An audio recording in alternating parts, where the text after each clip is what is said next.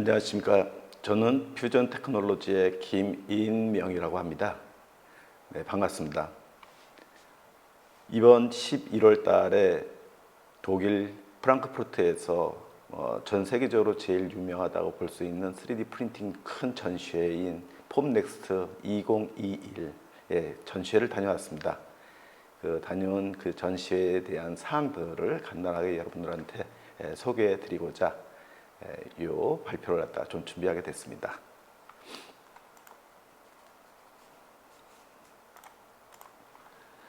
간단한 그 소개에 대한 사항들은 약 30분에 걸쳐 가지고선 준비를 하였고요. 혹시 차후에 이 발표 자료를 여러분들한테 공유 드리고자 간단하게 목차를 좀 준비했습니다. 참고해 주시기 바라겠습니다. 자, 이제 폼넥스트 2021 전시장에 대한 간단한 소개를 갖다가 여러 사진들과 함께 좀 보여드리고 있습니다. 폼넥스트 2021 행사 주최에서 준비했었던 여러 사진들을 여러분들한테 지금 보여드리고 있고요. 폼넥스트 2021 그 전시회 자체는 이제 독일 프랑크푸르트 행정도시라고 볼 수가 있죠. 그 자체 내에서 큰 전시장인 메세라고 하는 전시장이 있습니다. 그래서 예전에는 그 메세 전시장, 그러니까 세 개의 그 건물에서 보통 4개의 관으로 이루어지는 그 전시회를 갖다 개최를 했었었는데, 이번에는 2개의 건물 내에 있는 3개의 홀에서 전시를 갖다 이루게 되었습니다. 그래서 이렇게 이제 빨간색으로 표시된 요 건물 10관이 되는데요, 10홀이 되죠. 10홀도 예전에는 전시회를 갖다 같이 했었던 그런 건물이었었는데, 요번에는 이제 많이 코로나 바이러스로 인해 가지고서는 그 전시 참가 업체들 좀 줄고 그래가지고 11관에 1홀, 12관에 지상 1층, 지상 2층 이쪽에서 총 3개의 관으로 전시를 갖다 열게 되었습니다. 그 크기를 갖다 보게 된다면은 3개의 관 전체 크기를 보면은 우리나라 고양시에 있는 킨텍스 전시장 그 한 관 크기보다도 좀 크게 열렸다라고 이렇게 보시면 될 것 같습니다. 근데 이와 같은 그 프랑크푸르트 내에 있는 전체 이 메세라고 하는 전시장 크기를 갖다 보게 되면은 엄청나게 큰 걸 갖다 볼 수가 있죠. 그래서 우리나라 전시회도 이렇게 좀 크게 활성화될 수 있는 그런 기회가 좀 만들어졌으면 합니다. 그래서 이제 전시장 그 11관, 11홀이 되죠. 11홀에서 이제 참관했었던 업체들, 12관, 12홀 1층에서 전시되었었던 업체들, 그리고 2층에서 전시되는 업체들을 갖다 좀 보여드리고 있습니다. 여기서 이제 보시게 되면은 약간 좀 문화적인 차이를 갖다 좀 알 수가 있는데요. 유럽에서는 1층을 그냥 그라운드 플로어라고 하고 있고, 2층을 통상적으로 이제 우리나라로 봤을 때 1층이라고 하는 1번이라고 하는 그런 번호를 갖다 쓰고 있습니다. 그래서 지상층이다 보면은 그라운드 플로어, 이제 2층에 해당하는 것은 이제 1층, 뭐 이런 식으로 이제 표현을 한다고 있기 때문에 문화적인 차이를 좀 더 배울 수 있었던 또 그런 기회가 되지 않았나 생각을 합니다. 자, 전시회에 대한 사항들을 갖다 개요를 갖다 잠깐 설명을 드리게 되면은 폼넥스트 전시회가 이제 개최가 되기 시작한 거는 2015년도부터 개최를 시작을 했는데요. 그 2015년 이전에는 유로몰드라고 하는 전시회에서 3D 프린팅 그 행사를 갖다 같이 했었습니다. 그래서 이제 2015년이 되면서부터 유로몰드라고 하는 전시 행사에서 좀 별도로 이제 파생돼 가지고서는 별도의 개별 전시관을 갖다가 이제 개최를 해가지고 전시를 하게 됐습니다. 그래서 매년 2015년도서부터 2019년까지 5개년 동안에 그 전시 참관 업체라든가 방문객 수들도 상당히 많은 그 증가세를 갖다가 많이 보이고 있었었죠. 자, 근데 불행하게도 작년도 같은 경우에는 이제 코로나 바이러스의 발생에 의해 가지고서는 어쩔 수 없이 열리지 못했던 그런 불상사가 좀 만들어지게 있게 됐었고, 올해에도 많은 열게 될 것이냐 아니면 못 열느냐 이런 얘기들이 많았었는데, 다행히 좀 열게 되었지만은 그 참관 업체라든가 참가자 수들을 갖다 이렇게 보게 된다면은 2018년 정도 선의 그 숫자 그 정도보다도 약간 좀 작은 2017년 그 중간 정도쯤에 그 참관 업체들하고 참관객들이 방문해서 전시를 갖다 이루게 되었습니다. 뭐 코로나 이 바이러스에 의한 그 급증 때문에 이 인원들이 좀 많이 오지 못했던 이유 중에 하나가 아마 중국 쪽이라든가 일본 쪽 그쪽에서 아시아인 우리나라를 제외한 아시아 다른 나라에서의 입국이라든가 이런 것들이 많은 문제점들도 있고 그래가지고서는 참관객 수가 많이 줄지 않았나 이렇게 판단들도 많이 하고 있고 우리나라에서도 매년 많은 인원들이 그 폼넥스트 전시장을 관람을 하고 막 그랬었는데 예년하고 비교해 보면은 그 인원의 숫자가 많이 준 것을 갖다 또 확인할 수 있었습니다.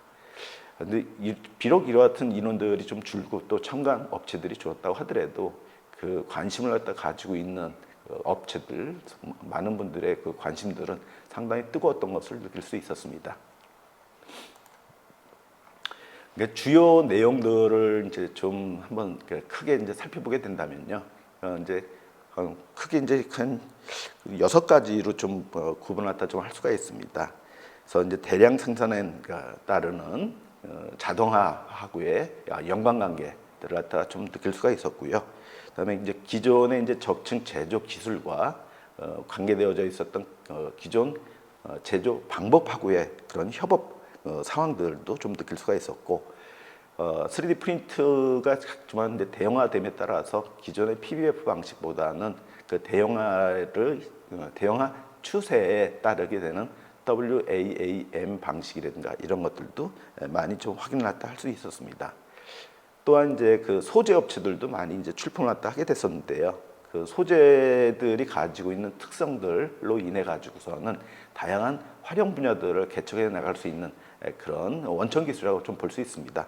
그래서 이제 구리라든가 알루미늄과 같은 고전도 소재들의 출품이 좀 많이 확인이 될 수 있었고, 거기에 따른 응용 사례들도 많이 확인할 수 있었던 그런 전시였다고 볼 수가 있습니다. 그 외에 이제 그 플라스틱 관계되어져 있는 3D 프린팅 그 관계되어져 있는 소재들, 광경화성 소재를 취급하고 있는 업체들도 많이 나오게 됐었고요. 또 SLA뿐만이 아니라 SLS 플라스틱, 그다음에 FDM과 같은 여러 그 플라스틱 3D 프린팅 장비들에 대한 출시와 많은 응용 사례들을 갖다 확인할 수 있었습니다. 특히할 만한 사항들은 이제 또 광경화성 수지 국내에서 공급 개발하고 있었던 국내 업체들이 또 큰 부스를 가지고 해외 많은 바이어들하고도 상담하는 모습들을 갖다가 확인할 수 있었던 그런 저지였었습니다. 또한 이제 그 대량 생산화되고 양산 제조 기술화되어져 있는 그런 상황에서 바인더 제팅 방식의 3D 프린터들도 출시된 사항들을 많이 확인할 수 있었습니다. 여기에 관계되어져 있는 내용들은 다음 슬라이드에서 케이스 바이 케이스로 한번 확인해 보도록 하겠습니다. 이와 같은 트렌드에 대한 사항들을 이제 여러 목차별로 한번 나눠본다라고 한다면은 제 나름대로는 한 6가지로 좀 구분을 좀 했습니다. 이제 그림에서 이제 보시다시피 그 3D 프린팅 장비 혹은 이제 AM 장비라고 하죠. 이와 같은 AM 장비에 대한 그 활용 사례들을 구성하게 되는 주요 요소 기술들이라고 볼 수가 있는데요. 각 이 6가지에 대한 사항들을 테마별로 한번 확인해 보도록 하겠습니다. 앞에 이제 그 6가지 요소들 중에서 먼저 장비 위주로 한번 살펴보게 된다면은 그 예전서부터 불과 한 2년 전, 3년 전서부터 크게 대두가 되고 있었던 사항들이 대형화되고 있다는 그런 느낌들을 많이 받고 있고, 대형화에 따르는 기술들 개발이 많이 상용화되고 있구나라고 하는 상황들을 확실하게 파악할 수 있었습니다. 현재 이제 PBF 방식으로 이제 보게 된다면은 예전에는 한 보통 300mm 가로 세로 사이즈가 300mm 사이즈 정도쯤 되는 것이 만약에 이제 권투에서 본다면은 웰터급, 뭐 미들급 이 정도 사이즈라고 좀 볼 수 있는데요. 그쪽에서 많은 그 기술들이 집약이 돼 가지고선 활용이 됐었던 그런 사항들이 지금 이제 점차 양산 개념으로서의 제조 기술로 이제 성장을 하다 보니까는 대형화되고 있는 추세를 갖다가 많이 느끼게 됐었습니다. 그래서 각 출시한 업체들마다 그 대형화되어지고 있는 그런 기술들을 하나의 슬로건을 내놓고서 제조 기술에 대한 리딩 컴퍼니다, 선도 기업이다 라고 하는 주창하는 모습들을 많이 느낄 수가 있었습니다. 그래서 일례로 한 업체에서는 뭐 이 애디티브 매니팩처링에 대한 사항들을 한 2, 3년 전서부터는 퓨처 매니팩처링이 이제 지금 도래하고 있다, 아니면 도래되었다라고 하는 느낌을 가지고서는 대형 생산화되고 양산에 준할 수 있는 그런 기술들을 많이 개발하고 상용화되고 있는 사항들로 홍보하고 선전하는 것들을 갖다 좀 느낄 수가 있었습니다. 그래서 일례로 이제 간단하게 얼마나 크게 양산 기술을 갖다 보유하고 있느냐라고 하는 그림을 한번 살펴보게 된다면은 오른쪽 그림에서 본다시피 예전에는 뭐 125by 125 조그만 장비라고 했을 때 지금 큰 장비라고 이렇게 보게 되면은 상대적인 그림으로 봤을 때 엄청난 차이를 갖다가 피부적으로 아마 느끼실 수가 있을 겁니다. 단지 숫자적으로만 느끼는 것보다는 그림상으로 느꼈을 때 이렇게 크게 대형화되고 있구나라고 하는 것을 피부적으로 느낄 수가 있었던 그런 대형화되고 있는 추세에 있다라고 말씀을 드릴 수 있겠습니다. 자, 이와 같이 이제 대형화됨에 따라 가지고서는 그 다음에 또 추가적으로 나오게 되는 그런 기술들이 뭐냐? 아무래도 이제 그 3D 프린팅 중에서 플라스틱이라고 한다면은 그 전체 무게가 별로 나가지는 않다고 하더라도 이게 이제 메탈 3D 프린터라고 했을 때에는 제작하는 제품 사이즈가 크게 됐을 때에는 사람이 직접 들지 못하는 그런 경우들이 많이 있게 됩니다. 아마 가로 세로 높이가 20by 20by 20이다라고 하게 되면은 물로 따지게 되면 한 8kg 정도쯤이 됩니다. 근데 그 같은 상황들이라고 하더라도 이게 철이다라고 한다면은 철이 비중이 8이죠. 그랬을 때 그 물하고 비교해 봤을 때 20by, 그러니까 20cm, 20cm, 20cm라고 하는 그 크기를 마치 이제 철로 가공이 된 그런 파트를 갖다가 장비에서 제작을 하고 그걸 꺼내야 된다라고 했을 때는 사람이 들 수 없는 정도의 무게가 나오게 됩니다. 8 곱하기 7, 7, 8, 56, 56kg가 되죠. 상당히 무거운 무게이기 때문에 이와 같은 무거운 무게들을 갖다 이제 다루게 됐을 때는 사람이 직접 핸들링 할 수 없는 그런 상황이다 보니까는 대형화됨에 따라서 자동적으로 자동화라고 하는 그 기술이 따라올 수밖에 없었던 그런 상황이 되겠습니다. 그래서 대형화됨에 따른 자동화가 이제 많이 일어나게 되고요. 또한 또 대형화되는 그런 상황에 맞춰서 생산성을 갖다 높이기 위해서는 마치 이제 CNC 가공기에서 저희가 툴 하나만 가지고 공구 하나만 가지고선 큰 파트를 갖다 제작을 했을 때 많은 시간이 소요가 되는 것을 느낄 수가 있는데요. 이때 그 가공기에 있는 그 공구 하나를 갖다 쓰는 게 아니라 마치 이제 여러 개를 갖다 쓰게 된다면은 실질적으로 큰 파트를 갖다가 제작하기 위해 소요되는 시간을 갖다 많이 줄일 수가 있을 것입니다. 따라서 이와 같은 대형화되고 있는 금속 3D 프린팅에서의 그 가공 그 소스를 통상적으로 이제 레이저를 갖다 많이 사용을 하고 있는데요. 이와 같은 레이저 소스가 하나가 아니라 이제 두 개에서 네 개에서 지금 12개까지 늘어나고 있는 추세를 갖다 확인할 수 있었습니다. 그래서 대형화됨에 따라서 사용하고 있는 공구, 즉 레이저 소스에 대한 사항들도 멀티 레이저를 쓰고 있고, 그 다음에 또 제작하는 파트가 무거워짐에 따라서 자동화되고 있었던 그 상황들을 많이 확인할 수 있었던 그런 전시였습니다. 자, 근데 좀 안타깝게도 이번에 그 전시회 자체가 코로나로 인한 그런 영향 때문인지 많은 업체들이 재작년까지는 그 큰 장비들을 갖다 많이 갖고 나와가지고 일반인들이 직접 볼 수 있게끔 전시도 하고 가공하는 모습을 다 좀 볼 수 있었는데요. 이번에는 좀 불행하게도 그 큰 장비들 출시한 업체들이 좀 적었습니다. 그래서 그 실제적인 사진들을 갖다 좀 확보하기에는 좀 어려웠던 그런 상황이었다라고 좀 말씀드릴 수 있습니다. 그러나 여러분들께서도 인터넷에서 많은 그 3D 프린팅 장비 업체들 홈페이지라든가 구글을 통해 가지고서는 만약 그 큰 장비들에 대한 사항들을 확인해 볼 수 있지 않을까 생각이 됩니다. 그래서 그 대형화에 따른 요 소주제 밑에 그 관계되어져 있는 각 업체들마다 가장 큰 장비들에 대한 그 목록들도 같이 이제 표시를 갖다 했기 때문에 여러분들께서도 쉽게 확인할 수 있지 않을까 생각됩니다. 방금 슬라이드에서 설명드렸었던 대형화, 자동화, 그 다음에 가공, 그 공구에 대한 멀티 레이저에 대한 사항으로 발전되고 있는 사항들을 갖다 이제 말씀을 드렸었죠. 자, 이제 여기에 관계되어져 있는 동영상을 좀 준비를 해가지고 여러분들께 좀 보여드리고 있습니다. 지금 이제 오른쪽 그 동영상에서 지금 확인해 보고 있다시피 그 12개의 레이저가 지금 춤을 추듯이 파트를 갖다 가공하고 있는 그 사항들을 지금 여러분들 보고 계십니다. 마치 이제 한 스테이지 위에서 그 무용수들이 좋은 그 춤을 갖다 추는 것을 갖다 보는 듯이 그 멀티 레이저를 통해서 그 각 레이어마다 멜팅하는 그 과정을 갖다 보고 있으면은 상당히 경이롭다라고 하는 느낌을 다 받을 수가 있었습니다. 또한 이제 그 왼쪽 하단 그림에서는 지금 가공기가 이제 큰 것을 갖다 지금 보여드리고 있는 것을 보여드리고 있습니다. 그래서 그 한 레이어마다 요거는 이제 4개의 레이어를 가지고서는 한층 한층 쌓아 올리는 그런 큰 가공기를 갖다 지금 보고 계십니다. 그래서 그 제작하는 레이어마다 하나하나 그 멜팅을 갖다가 좀 통해 가지고서 3D 프린팅 파트를 갖다 이제 만들게 되고요. 만들어진 파트는 마치 이제 컨베이어 벨트를 통해 가지고 그 제작했었던 장비로부터 그 해당하는 빌드 플랫폼을 꺼내 가지고 그다음 후처리 공정에 이르는 과정에 컨베이어 벨트로 이송을 한 다음에 그다음 처리 또한도 사람이 아니라 기계가 직접 처리하는 그런 모습들을 갖다 보고 계십니다.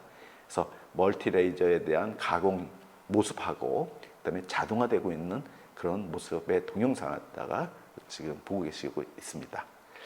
자, 또한 이제 그 가공기에 대한 사항으로서 이제 설명을 갖다 드렸었는데요. 또한 이제 그 머신 자체에서 그 피지컬한 물리적인 그런 모습들을 갖다 좀 보셨지만은 지금 이 슬라이드에서는 가공기 자체 내에서 그 가공 상황들을 갖다가 좀 더 실제적인 파트 제작에 무슨 문제점이 있는지 신뢰가 갈 수 있는 그런 제작 프로세스를 갖다 하고 있는지 그런 것을 설명해 드리는 슬라이드라고 말씀드릴 수 있겠습니다. 그래서 아직까지는 애디티브 매니팩처링이라고 하는 것이 기존 제조 공법의 하나인 뭐 밀링 머신 센터로부터 가공되어져 있는 그런 제품들과 비교했을 때 AM 즉 금속 가공기에서 제작했었던 금속 파트에 대한 그 물성치에 대한 신뢰성을 아직 완전히 받고 있지 못하는 그런 상황이 있습니다. 이 같은 그 물성치에 대한 확보라든가 신뢰성을 갖다 좀 더 주기 위해서 그 AM 장비 자체 내에 그 작동되고 있는 모든 그 공정 과정들을 각종 센서를 통해서 감시하고 있고 모니터링하고 그 다음에 그걸 갖다가 운영하고 있는 그 엔지니어가 확인해 볼 수 있는 그런 시스템들이 내장되어져 있습니다. 그리고 한 층 한 층 적층을 하면서 각 한 층당 무슨 제작했을 때 문제점이 없는지 확인해 보는 레이어 바이 레이어의 모니터링 시스템들도 제공이 되고 있고요. 또 하나 그 한 층 한 층 가공이 됐을 때 적정량의 레이저 파워가 공급이 되고 있는지 이와 같은 레이저 파워 모니터링 시스템들도 제공이 되고 있습니다. 그리고 또 아주 미세적인 상황을 갖다가 모니터링하게 되는 멜팅 풀 모니터링 시스템 또한도 좋은 기술로서 각광받고 있고 지금 금속 그 3D 프린팅 장비 원천 기술 내에 많이 포함이 돼 가지고서 장비랑 같이 공급되고 있는 그런 사항들을 확인해 볼 수 있었습니다. 자, 이제 이 같은 이제 그 장비의 대형화, 자동화, 그리고 또 멀티레이저에 대한 사항들, 그리고 제품 제작 파트에 대한 신뢰성을 높여주는 이 원천 기술에 대한 사항들이 다 통합화돼 가지고서는 전체적으로 제조 생산 기술이 정착이 되고 있구나. 이제는 기존의 밀링 머신이라든가 이와 같은 절삭 가공기에 준하는 제조 장비로서의 그 위상을 갖다가 지금 보여주고 있고 실질적으로 이와 같은 애디티브 매니팩처링 AM 제조 장비로부터 출시되어진 생산되어져 있는 이와 같은 파트들이 실제 사용되고 있는 많은 사례들도 같이 출시가 돼서 홍보가 된 내용들을 갖다 확인할 수 있었습니다. 일례로 점차적으로 애디티브 매니팩처링에서 만들어진 그 제품에 대한 단가라든가 소요 비용들이 아직은 좀 비싼 그런 상황에 있다 보니까는 그 적용되는 사례들을 봤을 때에는 좀 고가 제품에 들어가는 그 요소 파트들을 갖다 만드는, 그리고 장착해서 사용이 되는 그런 활용 사례들을 갖다 확인할 수 있었었죠. 그래서 일례로 왼쪽에 이제 그 자동차 그림이 하나 있는데요. 여러분들께서도 어떻게 생각하실지는 모르겠지만은 꿈의 차라고 볼 수 있는 가격이 20억이 넘는 그와 같은 차입니다. 그래서 이와 같은 차에 그 많이 팔리는 그런 자동차는 아니다 보니까는 이 안에 들어가는 그 많은 제품들, 파트들 이런 것들은 실질적으로 3D 프린팅으로 이용해서 제작해서 탑재한 다음에 출시가 되고 있는 그런 사항들을 확인할 수가 있었습니다. 또 하나 이제 그 애디티브 매니팩처링이라고 하는 것이 이제 제조 장비, 제조 설비로서 이제 각광을 받고 있는 이와 같은 상황에서 또 하나 이제 그 확인을 갖다 해야 될 사항들은 잠시 후에 이제 설명을 드리겠습니다만은 제품 디자인을 갖다 하는 그런 기술도 많이 확인할 수가 있었었죠. 제품 제조를 위한 그와 같은 디자인 기술이라고 볼 수 있는 것을 간단하게 뭐 디자인 for AM이라고 해서 DFAM이라고 하는 그런 용어들도 많이 쓰고 있고, 그다음에 토폴로지 옵티마이제이션이라고 하는 용어를 통해 가지고서는 제품 디자인 기술이 많이 향상되고 있는 그런 사항들을 갖다가 보여주고 있는데요. 이제 여기에서 DFAM이라든가 토폴로지 옵티마이제이션을 통해 가지고서는 아무리 좋은 디자인을 갖다 만들어냈다고 하더라도 실제 제작을 하게 되는 애디티브 매니팩처링 제조 장비에서 그 생산 코스트를 갖다가 좀 맞추지 못하는 그런 경우라고 한다면은 약간의 코스트 낭비, 시간 낭비라고 좀 볼 수도 있겠다라고 생각이 됩니다.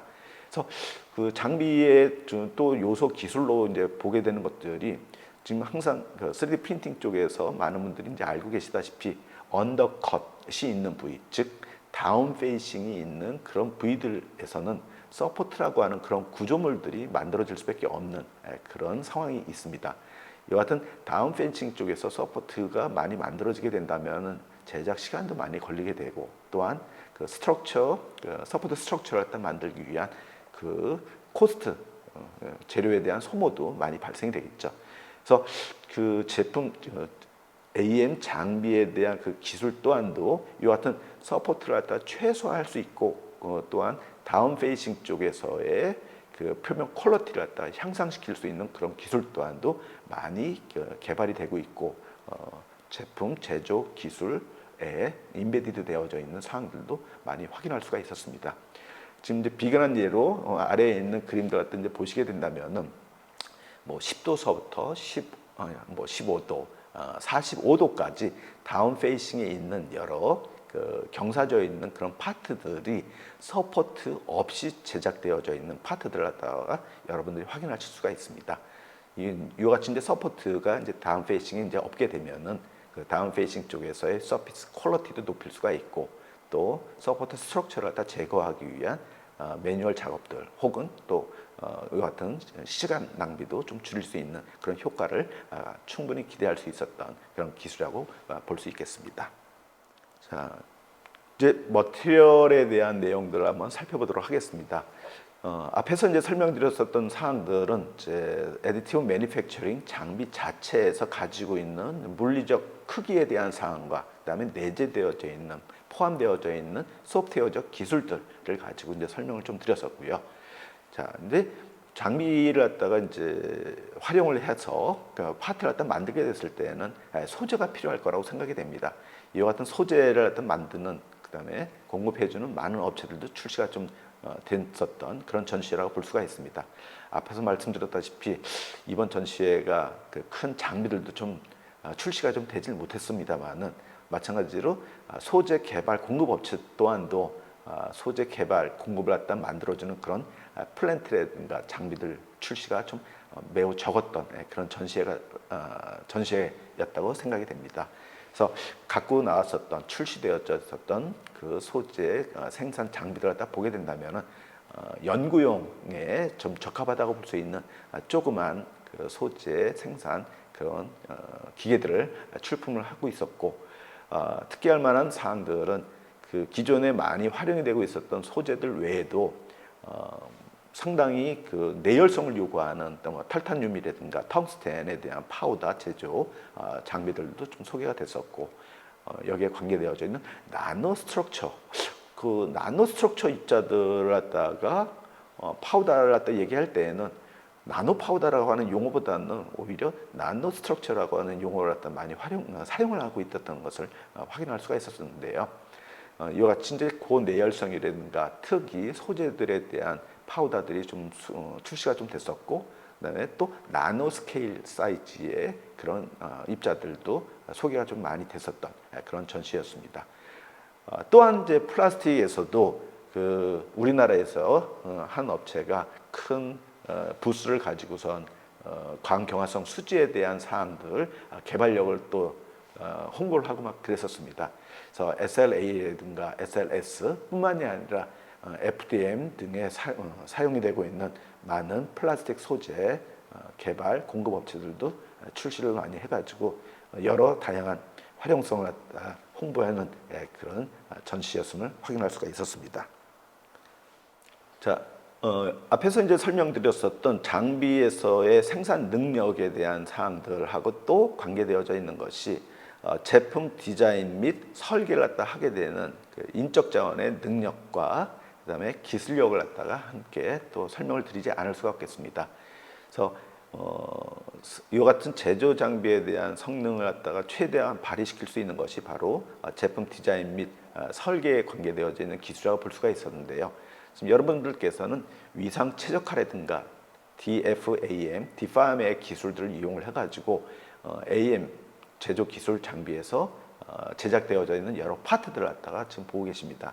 그래서 실질적으로 이제 그 사람들이 뭐 2D 도면을 가지고선 그 2D 설계를 갖다 한다거나 3D 모델을 갖다 한다고 했을 때는 자유 공면을 갖다가 정의한다는 것은 매우 힘든 그런 상황에 있습니다. 그래서 어떤 리지드 바디에 대한 그 골격만 사람이 이제 그 정의를 갖다 해주게 되고 거기에 관계되어져 있는 바운더리 컨디션, 그러니까 외부 조건에 대한 상황들을 좀 규정을 갖다 하게 되면 거기에 맞춰 가지고 새로운 모델을 갖다 만들어주게 되는 그 충분한 힘을 견디고 예쁜 디자인을 갖다가 만들어주는 그런 디자인 기술까지도 갖고 있는 소프트웨어 업체들이 출품이 좀 돼가지고 소프트웨어가 좀 출품이 돼가지고 3D 프린팅 결과물이랑 같이 전시되어져 있었던 사항들을 많이 확인할 수가 있었습니다. 그래서 왼쪽에 있는 왼쪽 하단에 있는 그림들 갖다 보게 되면은 실질적으로 3D 프린팅으로 제작되어져 있는 최초의 자동차라고 볼 수 있는 그런 프레임들을 갖다 보고 계십니다. 그래서 그 각 프레임들, 컴포넌트들 하나하나들은 모두 다 딥팜의 소프트웨어 기술의 결과물을 가지고 3D 프린팅으로 제작한 파트들이 실제 장착이 돼가지고 탑승에 사용했었던 그런 부품들을 갖다가 확인할 수 있었던 그런 전시였었습니다. 장비뿐만이 아니라 이제 소프트웨어에 대한 사항들, 여기에서 이제 제작기 마치고 난 그런 파트들을 갖다 이제 살펴보게 되면은 아무래도 표면 조도라든가 이런 것들이 원하고자 하는 그 희망치, 기대치까지 못 올라오는 경우들이 왕왕 있습니다. 전체적인 표면을 다 가공할 필요는 없겠습니다만은 각각의 부품들이 서로 조립이 되는 그런 조립 부위라든가 이런 것들은 상당히 정밀도를 갖다 요하게 되는 그런 사항들이 많이 있게 되는데요. 그런 부위들은 보통 이제 가공기를 거쳐서 처리를 갖다 하게 됩니다. 그 외에 다른 표면들은 외관상 그 시각적인 어떤 그 관심을 갖다 끈다거나 디자인적 측면에서 좋은 기대치를 갖다 만들기 위한 그런 표면 처리 장비들도 많이 나왔었던 것을 확인할 수가 있었습니다. 그래서 그 표면에 아무래도 3D 프린팅에서 이제 만들어진 그 파트들을 갖다 보게 되면은 그 표면이 약간 좀 거친다는 느낌을 갖다 받지 않을 수가 없는데요. 그 같은 표면들을 아주 거울처럼 미러 라이크라고 하는 표현을 갖다 좀 쓰게 되는데요. 이 같은 미러 라이크처럼 그러니까 광택이 나는 그런 그 표면 처리 기술도 많이 좀 출품이 됐었고요. 또 하나 이제 좌측 하단에 있는 요 그 조그만 그림, 그러니까 조그만 파트의 그림을 갖다 이제 보시게 되면은 그 인체 그 척추에 들어가는 스파인 케이지라고 말씀을 드릴 수 있습니다. 제 파트를 갖다 이제 설명을 드리려고 하는 건 아니고요. 이 같은 이제 그 파트들을 제작하기 위해서 그 AM 장비에서 생산성을 높이기 위해서는 파트와 파트를 계속 그 스태킹 쌓아 올리면서 이제 제조하는 그런 경우들이 많이 있었습니다. 그래서 이때 파트와 파트를 갖다 이제 제작을 갖다 하게 되면은 가운데 서포트가 만들어질 수밖에 없는데 그와 같은 서포트를 제거하는 것은 상당히 힘든 그리고 난해하기도 하지만은 좀 고단한 작업이 될 수가 있습니다. 기술자 입장으로 봤을 때. 그래서 이와 같은 파트와 파트 사이에 있는 서포트를 갖다가 장비에서 자동적으로 제거를 해주고 표면의 그 러프니스, 표면 조도 또한 향상시켜주는 그런 장비들도 많이 출품이 되고 있었고요. 그다음에 또 그 플라스틱에다가 금속 코팅을 갖다 하게 되는 여러분들도 많이 이제 알고 계실 겁니다. 일렉트로 플레이트라고 하는 전기 도금을 하는 표면 처리를 갖다 하는 그런 기술들도 많이 소개가 돼가지고 이제는 3D 프린팅에서 만든 그 제품들의 서포트 또한도 자꾸만 자동화되면서 제거를 해줄 수가 있고 표면 처리 또한도 샤이닝한 예쁜 스무스한 그런 표면까지도 얻어낼 수 있는 그런 기술들이 많이 출시가 되고 있구나, 그 다음에 상용화 되고 있구나라고 하는 것을 느끼실 수가 있었습니다. 또 하나 이제 오른쪽 하단에 있는 이제 요 좀 조그만 좀 그림이긴 합니다만은 이제 플라스틱 그 3D 프린터 같은 경우에는 아무래도 색깔의 제한을 갖다가 받는 그런 경우들이 많이 있습니다. 물론 컬러 3D 프린터가 나와 있긴 합니다만은 소재 비용이 상당히 많이 비싼 그런 장비들이죠, 아직까지는. 근데 이제 그 SLA라든가 SLS에서 단색으로 제작되어져 있는 그런 파트들을 우리가 원하고자 하는 그 색상으로 염색해주는 그 같은 염색 장비들도 출시가 많이 돼가지고 이제는 3D 프린팅 금속이 됐든 플라스틱이 됐든 여기에서 제작되어져 있는 파트들을 이제 우리가 원하고자 하는 색상뿐만이 아니라 우리가 기대하는 그런 표면 그 조도까지도 얻어낼 수 있는 그런 상황들이 상용화되고 있구나라고 느꼈던 그런 전시회였다라고 말씀드릴 수 있겠습니다. 자, 이제 점차 이제 그 3D 프린팅에 대한 사항들을 앞에서 이제 말씀을 드렸다시피 이제 장비에 대한 그 측면, 그다음에 소프트웨어에 대한 측면, 그다음에 표면 처리에 대한 측면, 또 디자인적 측면에서 쭉 설명을 드렸던 그런 상황이 됩니다. 요 내용들을 갖다 좀 정리를 해서 이제 말씀을 좀 드리자면은 이제 여러 그림들을 가지고서는 제조 생산성이라든가 뭐 다양한 재료들을 가지고 정리되어져 있는 사항을 설명드리도록 하겠습니다. 그래서 인더스트리얼 쪽이라든가 아니면 메디컬 쪽이라든가 이런 쪽에서도 기존의 제조 장비로서는 제작하기 못하는 그런 많은 제품들이 있는데요. 그런 부품들이 많이 있죠. 그 중에 현재까지 실제 그 AM 테크놀로지가 가지고 있는 그 기술들을 본다면은 기존 장비에서 만들지 못하는 제품들은 과연 뭐가 있을까? 그리고 기존 제조 기술에서 생산하지 못했었던 어려운 부품뿐만이 아니라 경량화를 시킬 수 있는 그런 상황들은 뭐가 있을까? 이런 측면에서 그 AM 테크놀로지를 이용한 제조 파트들이 경량화되고 있는 사항들이 많이 이제 눈에 보였었고, 특히 이 경량화라고 된 사항들은 레티스 구조물, 즉 격자 구조물로 되어져 있는 파트들을 많이 확인할 수가 있었습니다. 그래서 이와 같은 격자 구조물로 만들어진 것은 기존 제조 장비로서는 생산할 수 없는 그런 한계성이 있었던 상황이었지만은 AM 테크놀로지에서는 한층 한층 적층을 통해서 만들기 때문에 그 적층하고자 하는 그런 형상의 제한은 없었다. 그것이 바로 레티스 구조물을 통한 제품을 만드는 것이었고, 경량화까지도 이룰 수 있었던 그런 상황으로 적용이 되고 있구나라고 하는 걸 느꼈습니다. 또 하나가 디팜이라고 하는 앞에서 말씀드렸던 디팜뿐만이 아니라 토폴로지 옵티마이제이션, 이와 같은 디자인 설계 기술을 통해서 나온 결과물들을 보게 되면은 통상적으로 기존 제조 장비로서는 직접 제작하지 못하는 그런 형상들이 많이 있게 됩니다. 그래서 그 3D 프린팅, AM 장비로서 만들었던 대부분의 파트들을 보게 되면은 앞에서 말씀드렸던 레티스 구조물에 대한 형상들, 파트들하고 디팜에 대한 디자인 결과물들로 구성되어져 있는 메탈 파트뿐만이 아니라 플라스틱 파트 또한도 많이 확인할 수가 있었습니다. 또 하나 이제 가운데에 있는 그림을 갖다 보게 된다면은 그 파트 안에 또 하나의 홀이 있게 되고 쿨링 채널도 있게 되고 막 이런 경우들을 갖다 볼 수 있습니다. 이와 같은 요 그림은 그 실제 파트를 절단해 가지고서는 랩을 갖다 보여드리고 있는 그런 그림이라고 볼 수 있겠습니다. 그래서 여러분들께서 이제 보시다시피 그 안에 내부 상황들을 갖다 보게 되면 안에 하로우 구조물이 있고 또 그 안에는 또 쿨링 채널도 있고 그래서 그것이 전체 외곽 형상에 의해서 감싸져 있기 때문에 기존의 제조 공법이라고 볼 수 있는 대표적인 뭐 밀링이라든가 레이저 커팅이라든가 당연히 할 수가 없고요. 캐스팅 또한도 할 수 없는 그런 부품들이라고 볼 수가 있죠. 이와 같은 파트들은 AM 장비로서 제작해가지고 많은 이득을 갖다 높일 수 있는, 그다음에 또 성능을 향상시킬 수 있는 그런 부품들이라고 볼 수 있는데, 바로 이와 같은 기존 생산 설비에서 제작할 수 없는 그런 특징을 가지고 있는 파트들이 AM에서 제작되고 있는, 그다음에 생산하고 있고 양산으로 활용이 되고 있는 사항들을 많이 목격할 수가 있었습니다.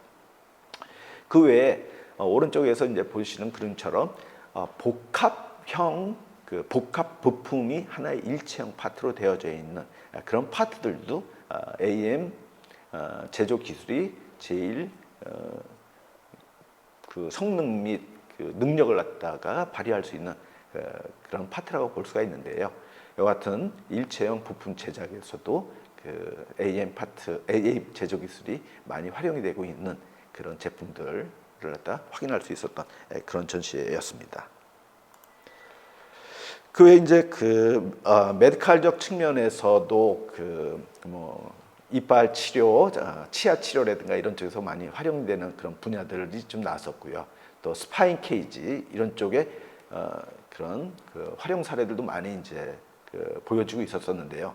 지금 이와 같은 사항들은 그 실제 제작을 하고 있는 제품들의 크기들도 좀 작은 그런 상태이기 때문에 AM 장비, 즉 애디티브 매니팩처링 장비, 3D 프린팅 장비들이 제조하고 직접적인 관계를 가지면서 양산까지 적용되고 있는 그런 분야라고 말씀드릴 수 있습니다. 그래서 큰 장비가 비록 아닐지언정 조그만 장비라고 하더라도 정밀도를 갖다 유지하고 그 다음에 상당히 많은 파트들을 갖다가 제조할 수 있는 그런 능력을 갖다가 보여줬었던 그런 전시라고 볼 수가 있고요. 그 다음에 또 구리라든가 이와 같은 지금까지 좀 잘 사용되지 않았던 소재였었던 사항들이 너무나 그 고전도 소재였기 때문에 그 레이저 소스를 이용해서 그 멜팅을 하기 위한 에너지원을 갖다가 적용을 시키게 되면은 산란이 일어난다든가 제대로 멜팅되지 않는 그런 난해한 그런 소재였다고 볼 수 있는 그런 소재들도 많이 제품화돼서 출시됐었던 그 응용 사례들을 목격할 수가 있었고요. 그 바로 왼쪽 위에 그 세라믹 그 소재로 만들어진 시계 케이스라든가 이런 것들도 좀 확인할 수가 있었습니다. 이와 같은 이제 그 비철금속도 아니죠. 이제 플라스틱도 아닌 그 철이라든가 금속류도 아닌 세라믹 소재들을 가지고 많이 활용됐었던 그런 생산에 적용이 됐었던 사례들도 많이 이제 확인이 될 수 있었던 그런 전시였고, 그 외에 이제 또 그 독일에는 프라운호퍼라고 하는 국가에서 지원하는 그런 연구기관이 있습니다. 몇 년 전부터 계속 나왔었던 그런 그 신기술을 또 이제 출시를 갖다 좀 했었는데요. 3차원 모델, 3차원 파트 위에다가 직접 전기 배선을 프린팅을 한다든가, 그다음에 여기에다가 그 인베디드 되어져 있는 그 어떤 전기 부품들을 갖다 좀 집어넣을 수 있게끔 활용이 될 수 있는 그런 기술도 선보였었던 그런 전시회였습니다.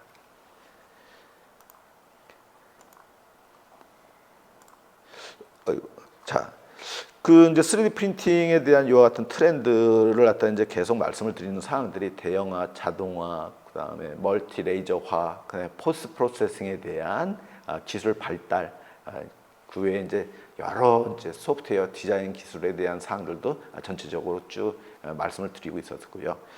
지금 이 슬라이드에서는 앞에서 말씀드렸던 그 사항들을 각 산업 분야별로 한 번씩 확인해 보실 수 있는 그런 파트들을 좀 쭉 설명해 드리고 있습니다. 이제 가운데 이제 저는 또 그 3D 프린팅이라고 하는 것이 사람을 갖다 위한 또 기술이 되어지지 않겠느냐. 물론 사람이 이제 향유하고 있고 즐기기 위한 그런 파트들, 부품들을 갖다 만드는 것도 매우 중요한 그런 상황입니다만은 직접 인체하고 관계되어져 있는 인체 수술이라든가 이런 쪽에 도움을 줄 수 있는 그런 기술 또한도 많이 활용이 되는 그런 상황들도 또 보여드리고자 그 사진들을 갖다 좀 준비를 했습니다. 자, 전체적인 그 폼넥스트 2021에 대한 그 전시회에 대한 그 평가를 갖다 좀 한다면은 그 평가 결과에 대한 사항은 이번뿐만이 아니라 최근 한 2년 전, 3년 전서부터 급부상하고 있는 그런 결과적인 모습이라고 정리해서 말씀드릴 수 있을 것 같습니다. 그래서 앞에서 이제 말씀드렸다시피 그 제조 산업 쪽에서의 3D 프린팅 기술이라고 하는 애디티브 매니팩처링은 이제 더 이상 프로토타입만 제작을 하는 것이 아니다. 앞으로 이제 제조 기술의 총괄로서 인정을 받는 그런 미래 생산 기술로서 각광을 갖다 받을 것이다 라고 좀 평가가 되고 있습니다. 물론 애디티브 매니팩처링이라고 하는 것 자체가 기존 제조 기술과는 완전히 별개로서 독립적으로 생존할 수는 없을 것입니다. 아무리 총알을 갖다 받는다고 하더라도 간단한 디자인의 형상을 갖다 만들었을 때에는 아직도 애디티브 매니팩처링이 제작하고 있는 시간이라든가 비용이라든가 이런 것들은 상당히 비싸고 시간도 많이 들어갑니다. 즉 독립적으로 총알로서의 그런 기술이라고 볼 수는 없는 것이죠. 기존 제조 기술과 같이 병합을 갖다 하면서 하모니를 갖다 이루면서 같이 적절한 하모니 그 제조 시스템을 갖다 이루었을 때 저희가 기대하고 있는 미래 생산 시스템이 구축이 될 수 있지 않을까 이렇게 평가를 갖다 하고 있습니다. 자, 또한 이제 이 같은 미래 생산 시스템이라고 하는 이제 평가를 갖다 하면서 기존의 프로토타입, 그러니까 메탈 3D 프린팅, 플라스틱 3D 프린팅에 대한 사항들이 프로토타입 위주였다고 하는 것이 그 소량 생산하고 관계되어져 있었던 상황이었는데 있었습니다만은 이와 같은 소량 생산에서 이제 양산화로 급변화하고 있는 그 활용이 되고 있는 사항들이 이제 지금 이번 전시에서도 확인할 수 있었고 지금 많이 활용되고 있는 사항들을 느낄 수가 있었습니다. 즉 한 번에 이제 생산하고 있는 그 파트들 앞에서 이제 그림에서 보셨다시피 치아 모델이라든가 아니면 스파인 케이지라든가 이와 같은 파트들은 상당히 조그만 것들이거든요. 이런 것들은 직접 기존의 제조 설비, 제조 기술에서 제작하는 그 시간이라든가 비용보다도 훨씬 싸게 애디티브 매니팩처링에서 만들 수가 있거든요. 즉 양산화 단계에서도 충분히 그 가능성을 높이 평가받고 있다라고 제가 평가됐었던 그런 전시회라고 말씀드릴 수 있겠습니다. 그리고 또 하나 이제 세 번째 말씀드릴 수 있는 것은 앞에서 이제 그 말씀드렸던 그 대형화됨에 따라서 일괄 시스템 처리의 프로세스가 지금 계속적으로 기술 발전이 좀 되고 있고요. 자동화되어져 있는 시스템으로 구축되고 있는 그런 상태임을 확인할 수 있고 또 하나가 이제 그 애디티브 매니팩처링 그 선행 단계에서의 제품 디자인에 대한 혁신들도 많이 이루어지고 있는 상황이 있습니다. 이와 같은 디자인 사항들 혁신은 디팜이라고 하는 디팜하고 관계되어져 있는 여러 소프트웨어들 기술들하고 토폴로지 옵티마이제이션 기술들이 이제 어우러져 가지고서는 제품 디자인에 혁신을 좀 가하고 있고요. 이와 같은 디자인 기술을 통해서 애디티브 매니팩처링의 제조 능력과 같이 병합을 시킴으로써 경량화되어져 있는 파트와 제조 단가를 좀 줄일 수 있는 그다음에 원가 경쟁력을 높일 수 있는 그런 기술로서 하모니를 갖다 이루고 있다라고 평가할 수 있었습니다. 또 하나의 그 디자인 혁신 기술 외에도 장비 자체 내에 있는 그 소프트웨어 기술이라고 이제 또 말씀을 드릴 수가 있는데요. 그 시뮬레이션 소프트웨어 기술이 또 좋게 평가되고 있는 그 기술로 확인이 되고 있습니다. 그래서 3D 프린팅 자체가 일종의 한 층 한 층 적증을 하다 보니까는 한 층 한 층 적증을 함에 있어서 파우더 상태에서 갑작스러운 에너지원을 갖다 이제 받게 됨으로 인해 가지고 그 파우더가 멜팅 레이어가 되면서 많은 스트레스를 갖다 받게 됩니다. 사람도 1시간에 끝낼 일을 갖다가 예를 들어서 10분 안에 끝내라 그러면 엄청난 스트레스를 갖다 이제 받게 되죠. 마치 이제 끝낼 수 있는 일이라고 했을 때는요. 1시간 일을 갖다가 10분 안에 대부분의 일은 끝낼 수는 없겠죠. 그러나 1시간 일을 갖다 10분 내내 끝내라고 하게 되면은 이제 인간 또한도 많은 스트레스를 갖다 받는 것처럼 애디티브 매니팩처링, 특히 이제 금속, AM 장비인 경우에는 파우더 상태에서 멜팅 과정을 통해서 갑작스러운 그 고형화 상태가 갖다 이제 만들어지게 되는데요. 이 과정 속에서는 많은 파우더 아니면 메탈 파트에서 스트레스를 갖다 많이 받게 됩니다. 그래서 변형이 많이 발생이 되는데 이와 같은 변형 예측 소프트웨어들을 통한 그 제품에 대한 퀄리티 형상 유지라든가 디멘전 치수에 대한 정밀도 유지라든가 이런 것을 확인할 수 있었던 그 시뮬레이션 소프트웨어도 함께 융합 기술로서 발전되고 있었던 사항들을 확인할 수가 있었습니다.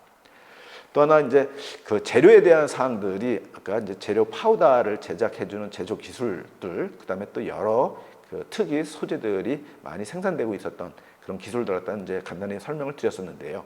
자, 소재에 대한 사항들이 쓰고 남은 사항들의 재료들을 다시 리사이클링 해가지고 재사용할 수 있는 그런 후공정 처리 장비들까지도 출시돼가지고 이제는 애디티브 매니팩처링에 대한 총체적 활용을 하기 위한 모든 시스템들이 갖춰져 있고 활용되고 있구나라고 하는 그 제조 기술의 전체 총체 시스템들을 확인할 수 있었던 전시였다라고 이제 말씀을 드리면서 그 상황들이 여러 산업 분야에서 활용되고 있었던 파트들을 가지고 출품했었던 그런 전시였다고 평가할 수 있겠습니다.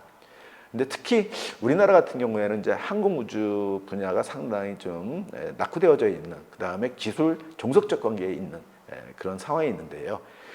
이번 전시 같은 경우에는 자동차 위주 쪽의 산업 분야들이 많이 좀 부품들이 나왔었던 그런 전시였다라고 말씀을 드릴 수 있었습니다. 왜냐하면 그 대형화되어져 있는 그 장비들이 좀 출품이 좀 되지 못하고 이제 이런 상황이다 보니까는 파트 위주로 출시한 업체들이 좀 많았었거든요. 그래서 그 파트들을 갖다 이제 보게 되면은 저희들이 익히 알고 있는 파트들, 자동차 부분들이 좀 많았었던 그런 전시였다라고 말씀드릴 수 있겠습니다. 자, 이제 그 외에도 그 여러 이제 제품들에 대한 출시들이 좀 있었었고, 우리나라에서도 이와 같은 3D 프린팅 관계되어져 있는 전시회가 매년 열리고 있습니다. 근데 그 폼넥스트 전시회하고 이제 비교해 본다면은 그 규모화, 그 스케일, 그다음에 애플리케이션 사례들하고 이렇게 비교해 보면은 너무나 초라한 것을 갖다 느꼈었던 그런 전시였고요. 우리나라 또한도 그 3D 프린팅 기술에 대한 발전과 활용이 급성장하고 있는 마당에서 앞으로 좋은 활용 사례들을 가지고 큰 전시회에서 많은 정보를 갖다 함께 공유할 수 있는 전시회가 곧 열리기를 기대하면서 제 발표는 마치도록 하겠습니다. 감사합니다.